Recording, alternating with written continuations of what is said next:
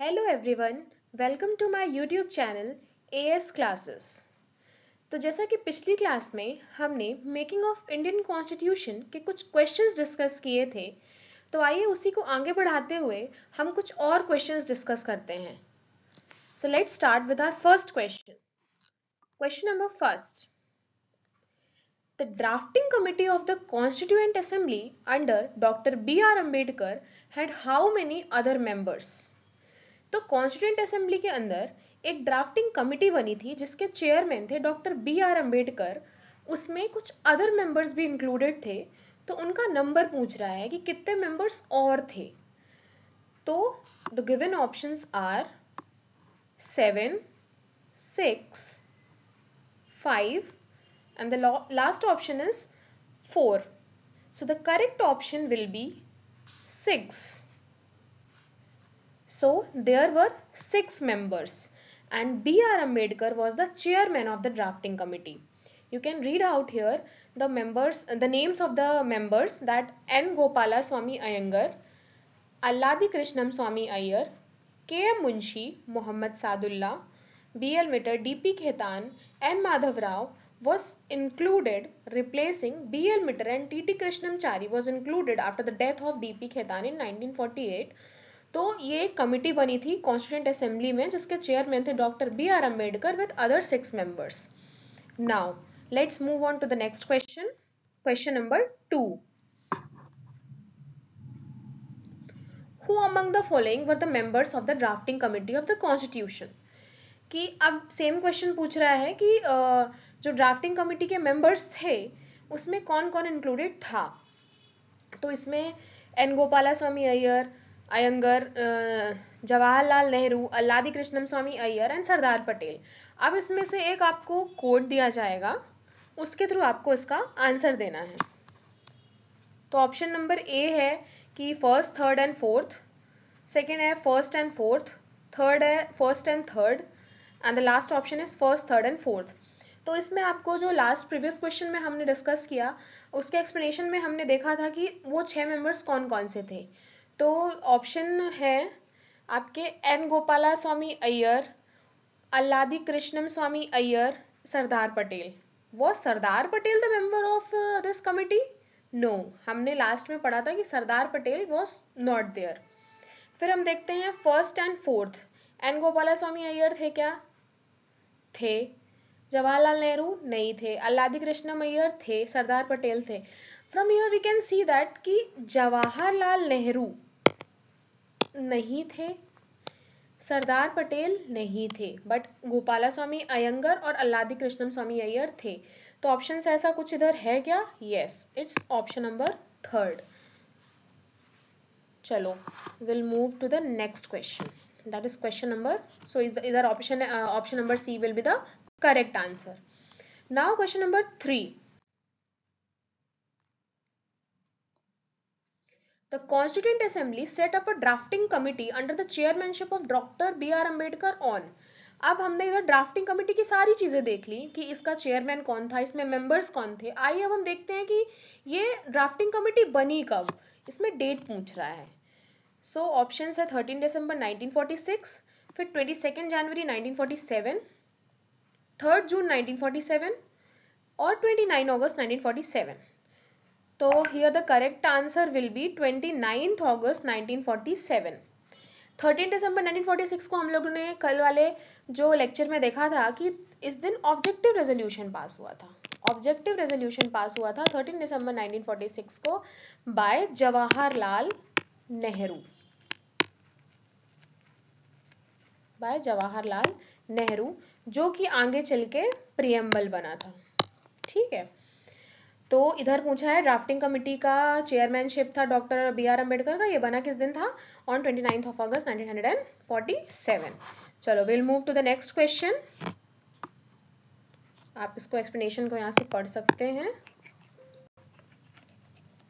Now the next question.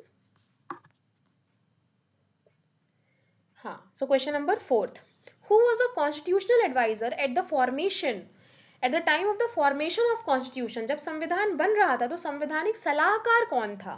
This is very important question, बहुत सारे exams में ये क्वेश्चन पूछा गया है कि जो कॉन्स्टिट्यूशनल एडवाइजर था, संवैधानिक सलाहकार था, वो कौन था? So options are doctor B R Ambedkar, doctor Rajendra Prasad, B N Rau या के एम मुंशी। तो डॉक्टर बी आर अम्बेडकर तो अभी हमने पढ़ा कि ये जो है ये ड्राफ्टिंग कमेटी के चेयरमैन थे। फिर के एम मुंशी भी उसमें एक मेंबर हमने पढ़ा था। डॉक्टर राजेंद्र प्रसाद नहीं, B N Rau. B N Rau was the constitutional adviser at the time of formation of constitution. So yes, the correct answer will be option number C, that is B N Rao. Sir Benegal Narsim Rao was appointed as the constitutional advisor during the formation of the constitution. Okay, so now let's move to the next question. Question number 5. When did Constituent Assembly adopt the national flag? अब इधर पूछता है कि जो अपना राष्ट्रीय ध्वज है वो संविधान सभा में कब अडॉप्ट किया गया? तो ऑप्शंस है 22 जुलाई 1947, 23 जुलाई 1947, 25th of July 1947 and 15th August 1947. So here the correct answer will be option number A, that is 22 July 1947. ये एक स्टैटिक पार्ट है, इसको आप लोग एक बार देख लीजिएगा। इसमें ये देख लीजिएगा कि ये जो है अडॉप्ट किया गया था during the 4th session of constituent assembly. Total 12 sessions हुए थे, हमने कल वाले लेक्चर में देखा था कि देयर वर 12 सेशंस। उसमें जो 4th सेशन था उसमें ये नेशनल फ्लैग को हमने अडॉप्ट किया था ऑन द गिवन डेट। चलो the next question, question number 6। Now the constitution of India was completed on. अब ये पूछ रहा है कि अपना संविधान किस दिन बनकर खत्म हुआ था? ऑप्शंस 26 जनवरी 1950, 26 नवंबर 1949, 11 फरवरी 1948 या नन ऑफ द अबव। तो इधर हम ऑप्शंस देख रहे हैं कि 26 जनवरी 1950, 26 जनवरी 1950 को इस दिन हमारा संविधान लागू हुआ था, एनैक्ट हुआ था हमारा संविधान, कॉन्स्टिट्यूशन। फिर 26 नवंबर 1949, इस डेट को हम लोग मनाते हैं एज अ कॉन्स्टिट्यूशन डे। इस डेट को हम लोग सेलिब्रेट करते हैं संविधान दिवस के रूप में, और इसी दिन हमारा संविधान बनकर कंप्लीट हुआ था। So the correct answer will be option number B, that is 26 November 1949. You can read out the explanation here. The preamble of the Constitution states, "We the people of India enact, adopt and give to ourselves this Constitution on 26 November 1949, and this date is considered as the date of adoption, completion and passing of the Constitution. On the same day, the provisions relating to citizenship, interim parliament and emergency came in force. Rest of the provisions came into effect on 26 January 1950. Thus, 26 January 1950 is considered as enforcement date of the Constitution." इसी दिन हमारा Republic day celebrate होता है, और इसी दिन हमारा जो एनफोर्स हुआ था कॉन्स्टिट्यूशन, लागू हुआ था संविधान लागू हुआ था, और इसी दिन हम लोग रिपब्लिक डे भी सेलिब्रेट करते हैं। चलो will move to the next question, that is question number 7। Now Indian constitution was adopted by, जो भारत का संविधान है वो किसके द्वारा अडॉप्ट किया गया? Options are constituent assembly, British parliament, governor general, Indian parliament. So here the correct answer will be constituent assembly. संविधान सभा के द्वारा जो है वो भारतीय संविधान को अपनाया गया था। So correct answer will be option number A. The Constitution was adopted by Constituent Assembly at its 11th session. On 26 November 1949. Now the next question, question number 8. The state emblem was adopted by Government of India on, state emblem जो है, जो हमने Ashoka pillar जो वाराणसी में है उससे extract किया था, वो किस दिन हमने गवर्नमेंट ऑफ इंडिया ने अडॉप्ट किया था? So the date here is 15th August 1948, 2nd October 1947, 26 January 1948 or 26 January 1950. So the correct answer here will be option number D, that is 26 January 1950. इस दिन हमने स्टेट गवर्नमेंट ऑफ इंडिया ने हमारे state emblem को adopt किया था। तो जैसा कि मैंने आपको बताया कि इसको एक्सट्रैक्ट किया था अशोका पिलर्स, जो कि सारनाथ वाराणसी में अभी सिचुएटेड है, by government of India on 26 January 1950. Okay, so the next question, question number 9, कि who was the president of Indian national Congress eight the time of partition. Indian national Congress जो कि आज भी हम देखते हैं, इसका जो गठन हुआ था, इसका जो एस्टैब्लिशमेंट, वो हुआ था 1885. उस टाइम पे एओ ह्यूम को प्रेसिडेंट बनाया गया था स्टार्टिंग में. अब इसमें पूछ रहा है, इसके बहुत सारे अलग अलग सेशंस हुए पार्लियामेंट इंडियन नेशनल कांग्रेस के, तो अलग अलग सेशंस हुए, उसमें अलग अलग प्रेसिडेंट बने. तो पूछ रहा है कि जब इंडिया का पार्टीशन हुआ था उस टाइम पे जो है वो प्रेसिडेंट कौन था, चेयरमैन कौन था सेशन का. जेबी Kripalani, Jawaharlal Nehru, Maulana Abul Kalam Azad and C Rajagopalachari. So here the correct answer will be JB Kripalani. तो जेबी कृपलानी जो थे वो प्रेसिडेंट थे इंडियन नेशनल कांग्रेस के जब इंडिया का पार्टीशन हुआ था. Now the next question, question number 10. Now who said this. ऐसे स्टेटमेंट्स जो उन्होंने कहा, किसने कहा ऐसा. तो ऐसे क्वेश्चंस आजकल एग्जाम्स में पूछने लग गया है. आजकल अलग अलग स्टेट पीसीएस एग्जाम्स में और बाकी के अदर एग्जाम्स में ऐसा क्वेश्चंस जनरली पूछने लग गया है कि कोई सेंटेंस देता है और बोल देता है कि ऐसा किसने कहा, ये कथन किसका है ना. तो options here will be option number A Austin, C R Attlee, Winston Churchill and Lord Mountbatten. तो ये constituent assembly was Congress and Congress was India was said by Austin. Austin ने ऐसा कहा था. तो you all can note it down on your notes. इसको आप पढ़ सकते हैं, देख सकते हैं. Now the next question, question number 11. Who said India is a quasi federal state? ये बहुत से एग्जाम्स में ये क्वेश्चन पूछा गया है, स्टेट पीसीएस एग्जाम्स में पूछा गया है और अदर एग्जाम्स में ये क्वेश्चन आ चुका है कि इंडिया क्वासी फेडरल स्टेट है. ऐसा किसने कहा था.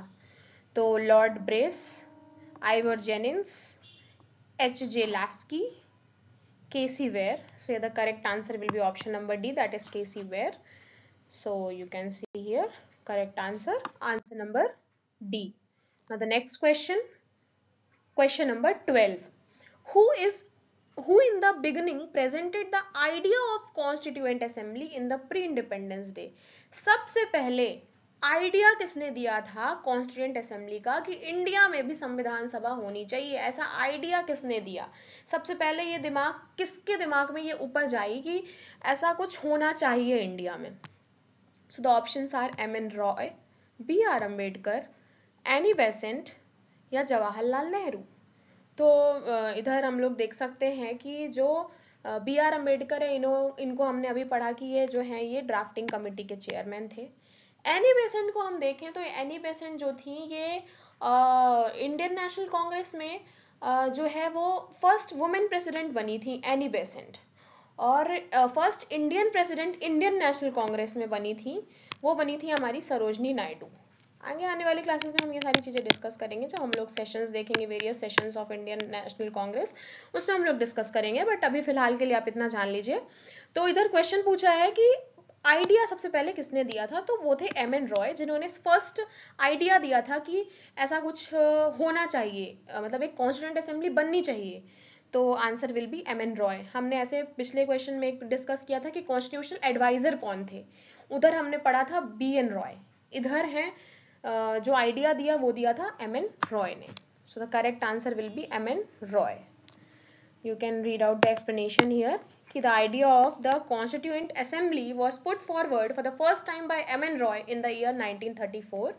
The first formal demand for the Constituent Assembly was made by Swaraj Party at a conference in Ranchi held in 1934. ये क्वेश्चन हमने कल डिस्कस किया था कि रांची में कॉन्फ्रेंस हुई थी, उसमें ये डिस्कस हुआ था.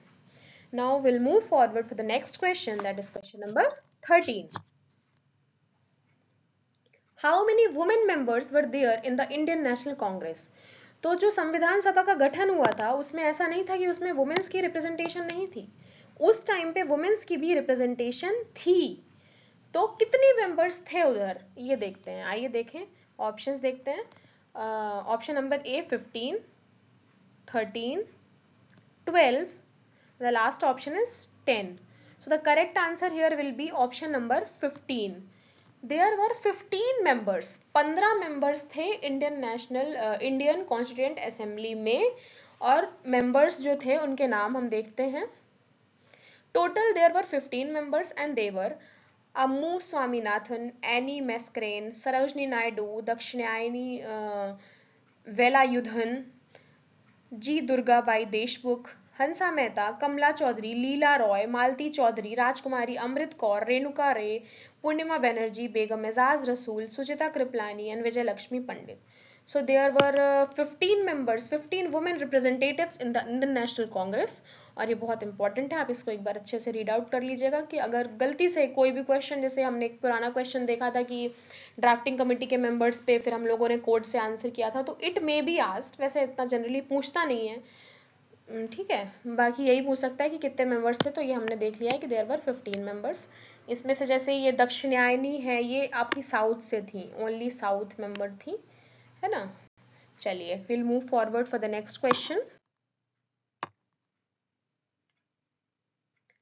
Who speaks of India's self-reliant social system? The rural system in India is a tiny republic. किसने बोला था India self reliant social system में पे, और जो रूरल सिस्टम है इंडिया का वो एक टाइनी रिपब्लिक है? तो ऑप्शंस है Charles Metcalfe, B option Burke, Mill and Cunningham. So here the correct answer will be Charles Metcalfe. So in 1830 Charles Metcalfe, he was the then acting governor general of India. इन्होंने लिखा कि जो village communities हैं ये little republics हैं, having nearly everything they want. इनके पास सारी चीजें हैं नियरली जो इन्हें चाहिए, थोड़ा बहुत वो सब कुछ है विद इन देमसेल्व्स, इनके खुद के पास, and almost independent of all foreign relations. तो इसको आप लोग देख सकते हैं. Now the next question, question number 15. And the last question here is, the states and the central government derive power from. ये पूछ रहा है कि जो states और central government है ये अपनी power कहाँ से derive करते हैं, इनके उनको powers कहाँ से मिलती हैं. तो मैं बता दूं आपको कि जो constitution होता है ये एक supreme होता है, ये supreme होता है country का, कि सारी चीजें इससे होकर गुजरती हैं. तो ऑप्शंस देखने से पहले ही आंसर मैंने आपको बता दिया है. तो ऑप्शंस है the constitution of India, the president of India, या फिर the prime minister of India, या फिर द पार्लियामेंट ऑफ इंडिया. तो अब जैसा कि मैंने आपको बताया कि जो कॉन्स्टिट्यूशन है ये सुप्रीम है. सो here the answer will B constitution of India, है ना. It is the supreme authority. हमको कुछ भी चीज़ें करनी है तो कॉन्स्टिट्यूशन ही आएगा. कॉन्स्टिट्यूशन में बदलाव करने हैं तो अमेंडमेंट्स होते हैं, है ना. The states and the central government derive power from the constitution of India which is the source of all powers of the central and state governments. The president, the prime minister, the parliament of India all find mention in the constitution itself. ये सारी लोग भी constitution को देखकर ही, मद्देनजर रखते हुए भी ही आगे का काम करते हैं. तो सारी पावर्स हम जो डिराइव करते हैं, चाहे वो स्टेट्स की हो या सेंट्रल की हो, वो कॉन्स्टिट्यूशन से ही मिलती हैं. तो चलिए, आज का हमारा लेक्चर यहीं पे ख़त्म होता है. आगे आने वाले लेक्चर्स में हम अपने क्वेश्चंस का जो नंबर है वो इंक्रीज करने की कोशिश करेंगे, ताकि आपको थोड़े टाइम पे आप ज़्यादा चीज़ें रिवाइज कर सकें, है ना. सो ठीक है, जो भी आपको डाउट हो आप लोग कमेंट करिएगा, हमारे चैनल को सब्सक्राइब करिएगा, और आपके जो भी सजेशंस हों वो हमें दीजिएगा. सो तब तक के लिए thank you, goodbye, have a nice day.